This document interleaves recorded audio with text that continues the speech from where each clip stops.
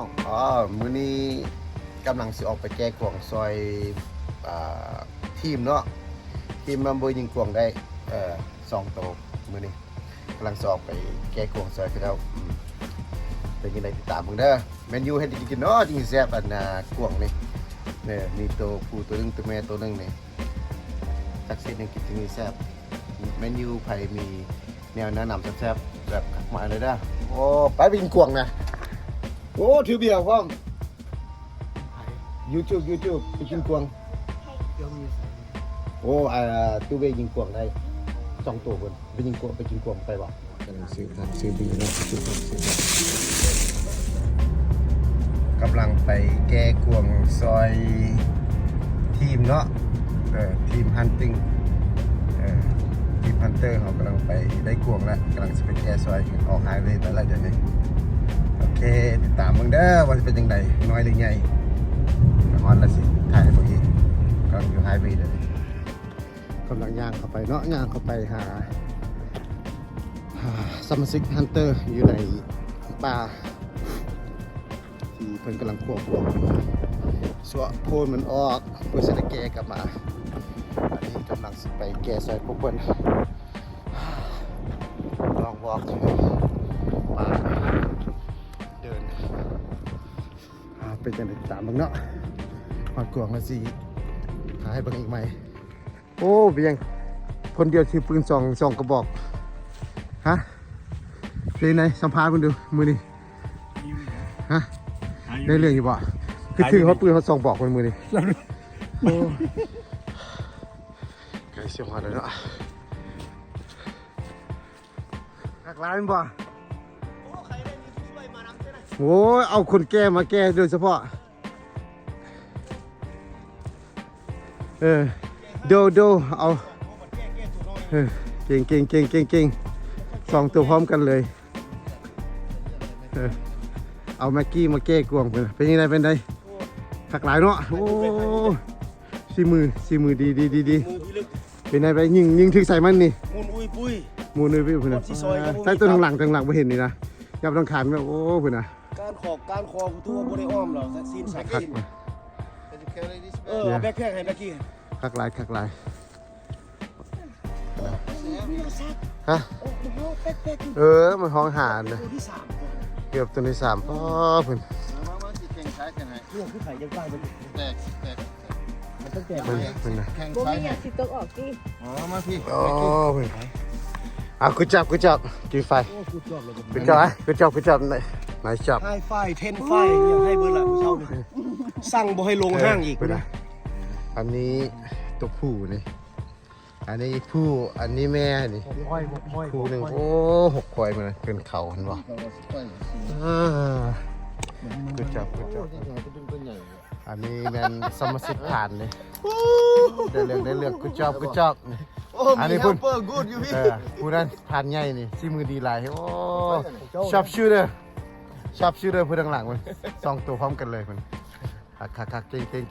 ง excellent job nice job success เขาโอเคแล้วก็แก่กวงโอ้แม็กกี้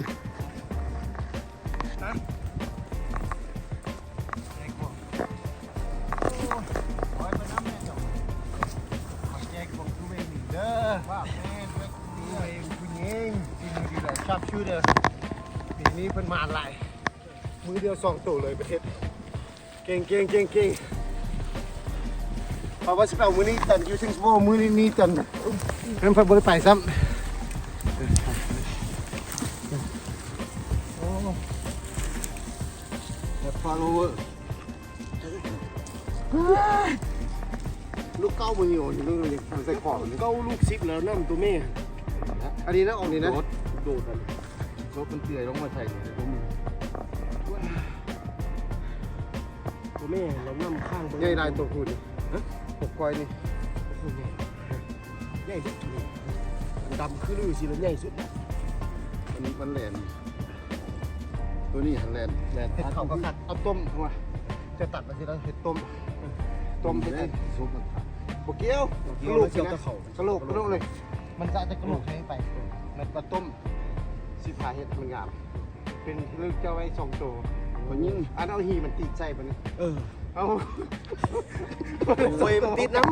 มีบ่ใช่ ำยังเป็นเปียกอยู่นะคอยเพื่อนน่ะมันเซิร์ฟเขาน่ะ มันไรเซ็ก มีบ่ ทำมันง่ายก็ทำนายพราน ต้องเล่นอยู่ เข้าก้อผม โอ้ยเข้ากระย่ามาแล้วเนาะ ครับมันนะบ่ ง่ายก็ทำนายพราน โอ้ยโอเคมอดรถไปกี่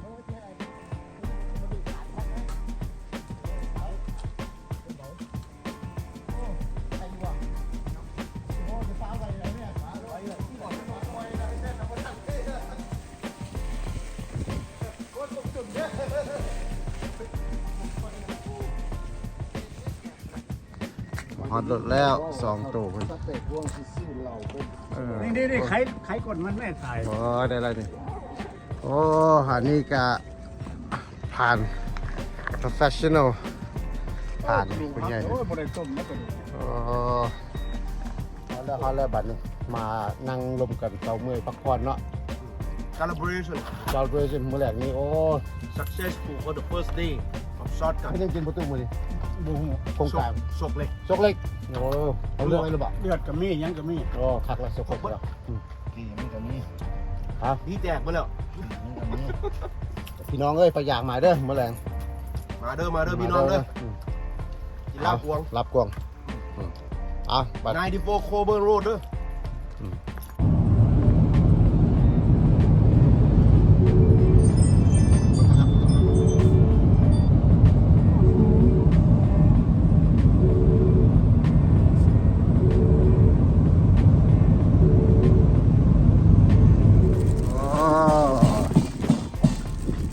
สบายดีประตู ฝนมีด เห็นยังโอ้ฝนมีด ฝนมีด เออ มือนี่โชคดี โชคดี เนี่ย ดังไฟไว้อีกไฟฝนมีด อันนี้มันกำลังเฮ็ดอย่างน้อนี่เดี๋ยว โอ้ หอย ย กวง มาแปลงมือจังซี่บัดมาแปลงโอ้ หอยกวงหอยกวงโอ้นี่แกงหอยกวงเพิ่นโอ้นี่เอาของฝากในผ่านดิโอ้ของฝากเพิ่นนะฉลองดิได้กวงมาก็ต้องฉลองแหละขวดใหญ่ ท่านเจ้าบริบอกเอาเจะเฮ็ดยังนี่ตะเวย เป็นนี่ ก็เรานี่ก็พูดเว้ย เฮ็ดเพิ่นเฮ็ดแนวหอยกวงนี่อันนี้ก็หน่อยอย่างเดียวนี่สองนี่เพิ่นสองเพิ่นเข่าโอ้ขักหลายเก่งหลายตัวเวทนี่สองตัวพร้อมกันเลยเก่งครับเอาพวงมาปาดแล้วเลยเข่าเนื้อเข่าเลยเข่าพวกเห็นไหมเข่าพวกนี่สองตัวอันนี้ก็ประตูเป็นรับมีดโอ้ยเอาติดตามเบิ่งเด้อว่าจังใดว่าสิเป็นจังใดสิปาดแล้วก็สิเฮ็ดหยังกินแดมีกำลังจะนั่นก็หอยแล้วก็สิปาดสิปิ้งดังไฟแล้วอ่ะ ตัวนี้เอาตัวนี้ นี่โอ้เพิ่นน่ะ ตัวนี้มันนั่น โอ้ตัวใหญ่ประตูโอ้สาวหนุ่มยกกวงมันน่ะโอ้ พวงง่ายได้อยู่ ตัวบักใหญ่มันยก เอ๊บ ยกแล้วก็สิปาดได้จังหน่อยนี่โอ้ใหญ่ขนาดตัวนี้พุ่นน่ะตายเลยใหญ่คนใหญ่โอ้ใหญ่อ่ะเอาเข้าไปห้อยถ่ายวิดีโอแล้วนี่วิดีโอนี่มันน่ะหำบักใหญ่อ้นต้นอยู่บายแต่หำขวงเนาะหำขวงผู่เนี่ยบายหำขวงผู่ทั้งผู่ทั้งแม่กำลังปาดอยู่เด้อเดี๋ยวนี้พี่น้องเลยพยากวงลงมาเด้อมือนี่2 ตัวคู่หนึ่งแม่หนึ่งกินกันย่างง่ายเลยมือนี่ คุยกันเลย ปิ้งให้ประตู ปิ้งอะไรจังหน่อยนี่ไฟก็ดังไว้ละนี่คนไฟนี่ดังมาอย่างนี้ตัวหนึงยังอยู่นี่ยังไม่ได้ปาดเท่านี้นี่มันก็ลื่นอยู่นี่ดังไฟอีกนี่ดังไฟโอ้ดังไฟแล้วก็วายนี่เอาวายฟาตินซื้อวายฟาตินมาให้เจ้ากินนะตัวเอง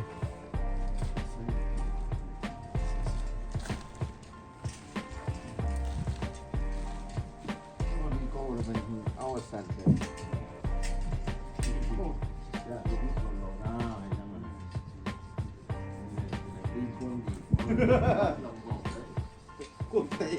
ม้ปาดนี่โอ้ชิมวะนี่ เป็นปิ้ง อ๋อ ปิ้งสั่ ปิ ง งโอ้ปิงสั่นพุ่นน่ะซีนงามหลายงามหลายเอาประตูปิ้งปลายปิ้งเพิ่นว่าสันนี่ นี่ละนี่ละ สันงามๆนี่ปิ้ง โอ้ นี่ปิ้งคักๆเด้อประตูเด้อมาไฟซอยเขาอีกนี่สันเด้อบนเพลนเด้อติเพิ่นโอ้ปลายปาดซีน ปิ้งเสือห้องให้บัก ห้องกันน้ำมากินห้องโอ้มื้อนั้นปีคิดแล้วเขาปิ้งทรงให้กินคักเด้ใส่เอ้ยมื้อสว่าบักกันนั้นได้คนเฮาคักกันมื้อนั้นก็ปิ้งกับตัวเองอ่ะมันตุ๊บๆแล้วตัวเนาะโอ้สันนอกมันโอ้สีงามหลายโอ้พวกมักจู่นี่เนาะ ไว้ให้บางอยู่มันโอ้ยยุกมี พวกมักจู่นี่จู่ในคักหลายซีนมีแต่งามซีนกวงเด้อนี่มันซีนหัวซีนกล้วยได้นี่ซีนกวง เคยมีผลเลย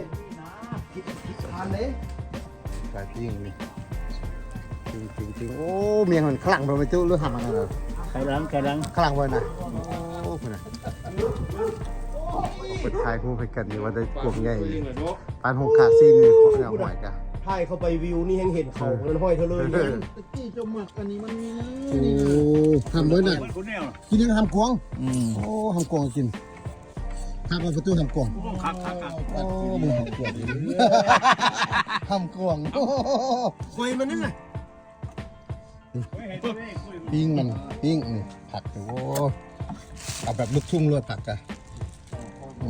นี่ตัวนึงใบสวยเลยใบป่าเธอถึงนอนแล้วยิงอยู่นี่ เขาจะเอาชมมือออก โอ้ตัวเบ้เพชรคือเขาไม่ได้บอกเอาชิ้นไปจูอันน่ะกวงจูกวงเด้ ตับเลยใช่ไหมเว้ย นี่จูกวงไปจูจุแล้วไม่ตับเลย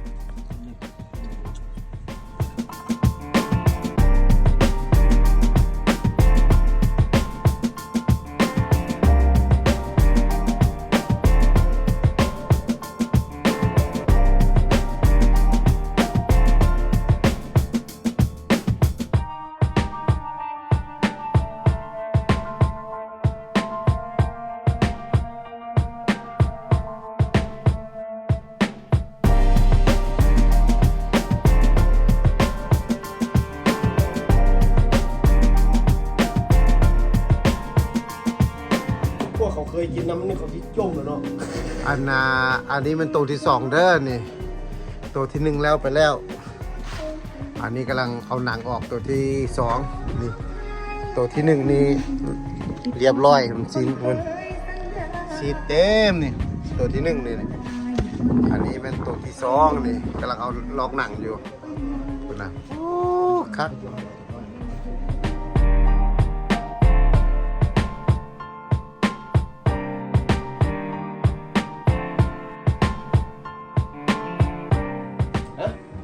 มีจะต่ำกันยกกันตลอดเลย ขอบใจทุกท่านที่ ยกไว้ เบิ่งวิดีโอนี้ แล้วบริ ติด ษัท ตาม เชื่อมาเซ็ต คลิ โค ป ตร ต่อ นะ ไปเด้อขอบใจอะไร